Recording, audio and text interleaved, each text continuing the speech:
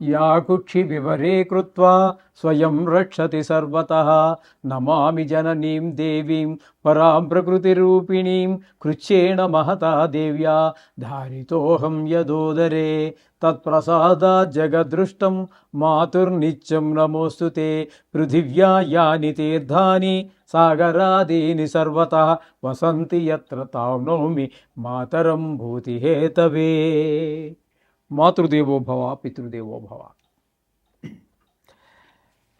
ఇప్పుడు మనము ఏప్రిల్ నెల 2026 సంవత్సరంలో ద్వాదశ రాశుల వారికి గోచార ఫలితాలు ఏ విధంగా ఉన్నాయో సశాస్త్రీయమైన పద్ధతిలో తెలుసుకునే ప్రయత్నం చేద్దాము.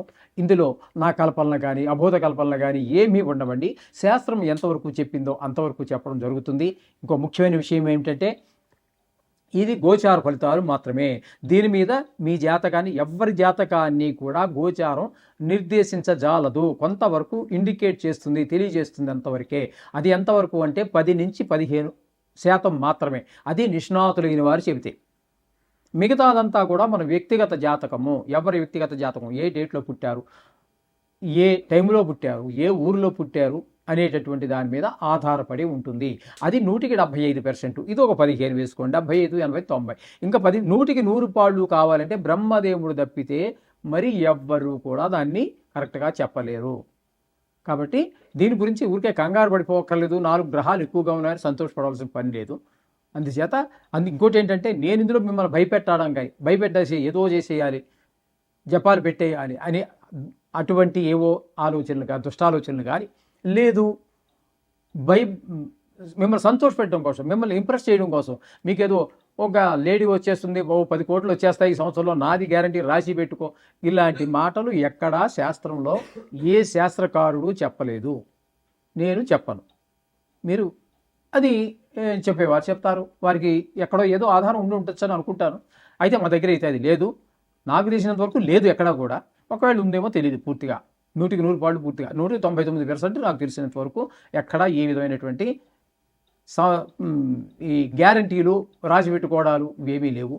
ధనురాశి వారికి ఏప్రిల్ నెల 2026 సంవత్సరంలో గోచార ఫలితాలు ఏ విధంగా ఉన్నాయో సశాస్త్రీయమైన పద్ధతిలో మనం తెలుసుకునేటువంటి ప్రయత్నం చేద్దాము.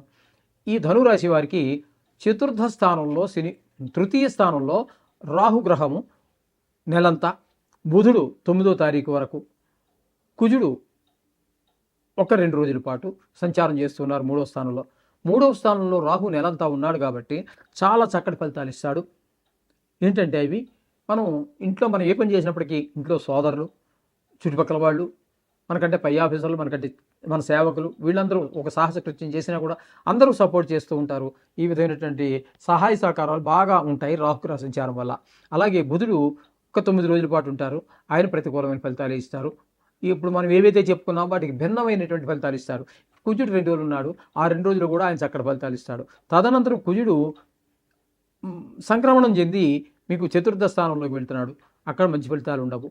అలాగే బుధుడు మిగతా నెలంతా కూడా అక్కడ మీకు ధనురాశి వారికి చతుర్థ స్థానంలో అవుతుంది. చతుర్థ స్థానంలో కుజుడు అనుకూలమైనటువంటి ఫలితాలు ఇవ్వజాలడు. అలాగే రవి 4వ స్థానంలో, ఆయన కూడా అనుకూలమైన ఫలితాలు ఇవ్వరు. ఇక శని భగవానుడు కనుక మనం తీసుకున్నట్టయితే నెలంతా కూడా అక్కడే ఉంటారు. దీన్ని అర్ధాష్టమ శని అంటారు. మిగతా గ్రహాల కంటే కూడా ఎక్కువ బాధించేటటువంటి అవకాశం ఉంది. ఇక్కడ 4 గ్రహాల యొక్క సంచారంలో శని భగవానుడు నెలంతా ఇబ్బంది పెడతాడు. రవి 14వ తారీఖు వరకు ఇబ్బంది పెడతాడు.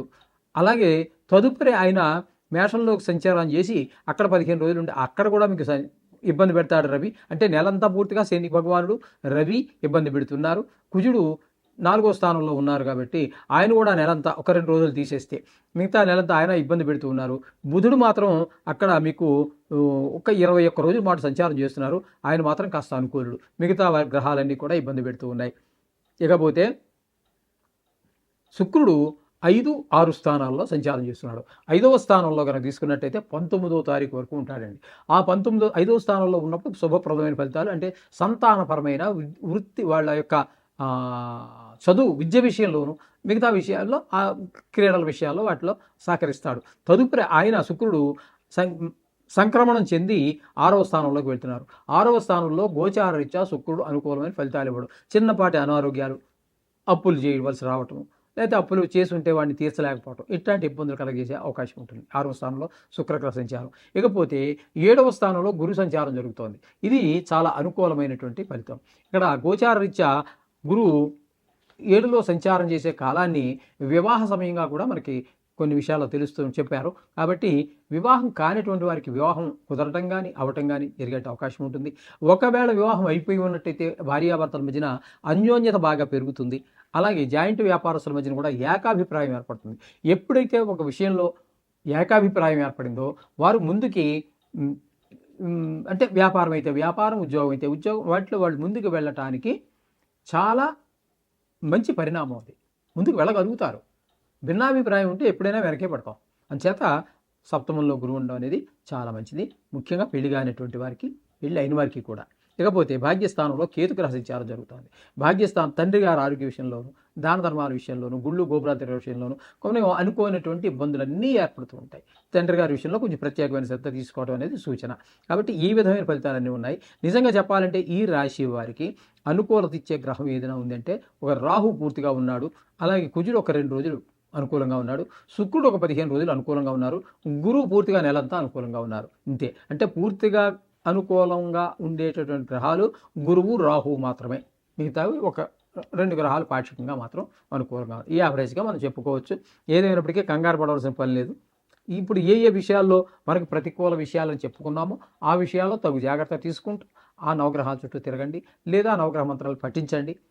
మీకు ఆ సాంద్రత, ఆ తీవ్రత తగ్గుతుంది. దోషం యొక్క తీవ్రత తగ్గడం ద్వారా మీకు అనుకూలమైన ఫలితాలు వస్తాయి. సోహం భూయాత్.